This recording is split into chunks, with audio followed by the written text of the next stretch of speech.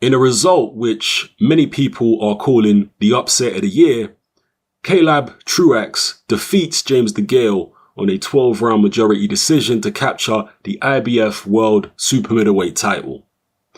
I've been saying for a while in my videos and also on social media that in my view, James Degale is past his best. I've been saying for a while that I think the punishment that he's taken in all these tough fights has to take its toll on him. And I was skeptical about whether he could reach his peak because I feel like he's already reached it. This is what I've been saying about James Degale for a while now. I've also been saying the same about George Groves, to be fair. And in my view, George Groves proved me wrong in the Jamie Cox fight. Some people are going to disagree with that and say, no, Hatman, you were right. Groves is past his best and he didn't look good in the Cox fight, but I guess that's a debate for another video. But with Degale, yeah, I've been saying for a while, I think he's past his best. I think the tough fights are catching up with him. The injuries, the inactivity, etc.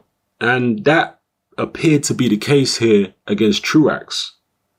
As I say, Degale's had injuries, a lot of tough fights, inactivity, and on top of all that,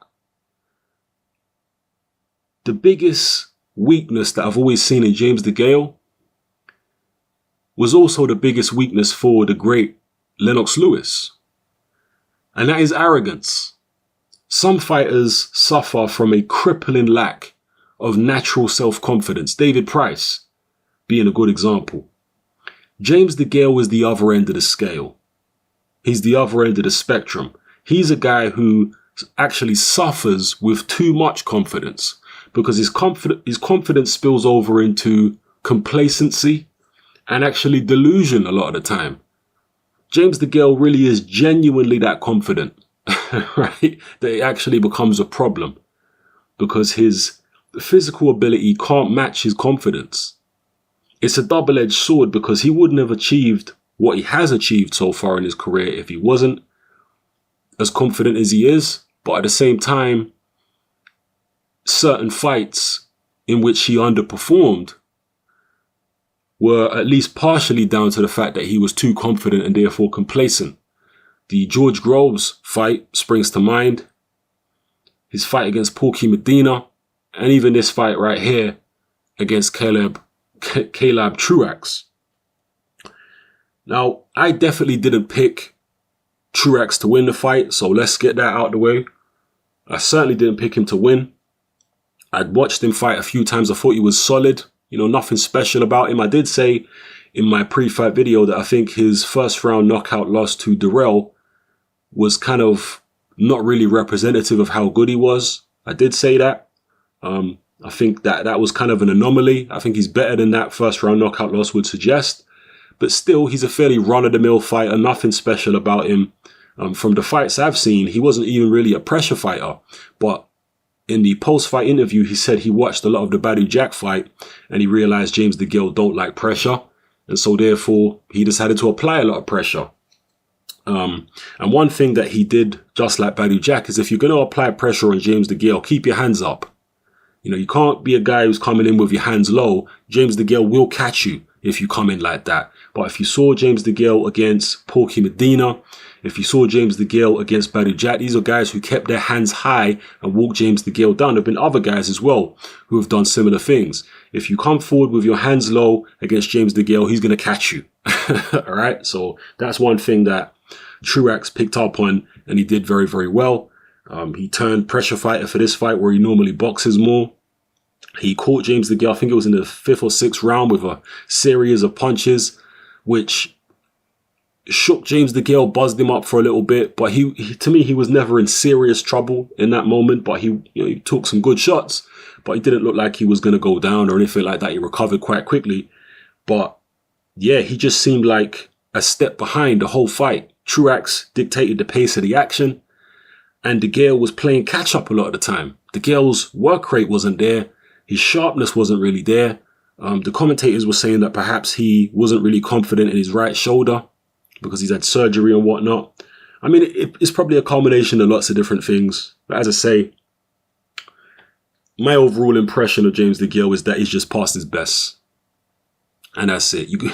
The amount of tough fights he's had, the punishment he's taken throughout his career, you got to be a very, very ruggedly built human being to be able to take that kind of punishment and then still produce at the highest level. You know, still be able to produce your best performances after taking the kind of punishment he's taken in his career. So, yeah, I think James Degale's on the way down. Where does he go from here? I don't know. But hopefully the loss, if he does have anything left, will humble him enough to maybe make certain changes. You know, the thing about James Degale is he's a very matter-of-fact kind of guy. He don't beat around the bush. He's straight talking. I've said for a long time, in fact, since the early days of James Degale's career, that I don't think Jim McDonnell is the best fit for him as a trainer. He seems to have stayed with Jim McDonnell through loyalty, but James Degale, in my view, is the kind of guy who will cut you off if he feels like you're a hindrance. So I wouldn't be surprised if he drops Jim McDonnell finally after this loss. He seemed to be hinting in the post-fight interview that he was going to change certain things. He said he wasn't happy with certain things in camp and he's going to change things. Let's see if he sacks Jim McDonnell. Some people are always talking about loyalty and you should stick with the people. No.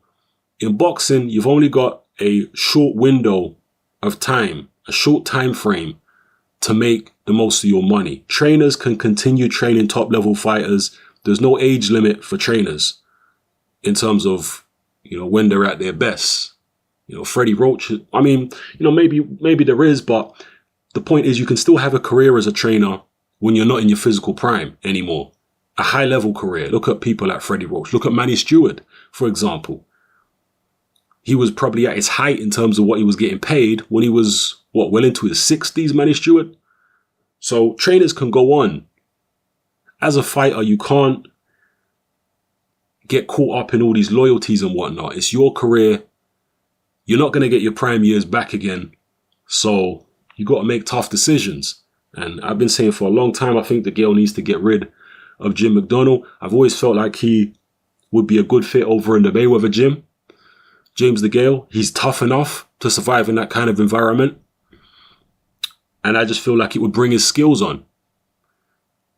The only issue is whether his injuries can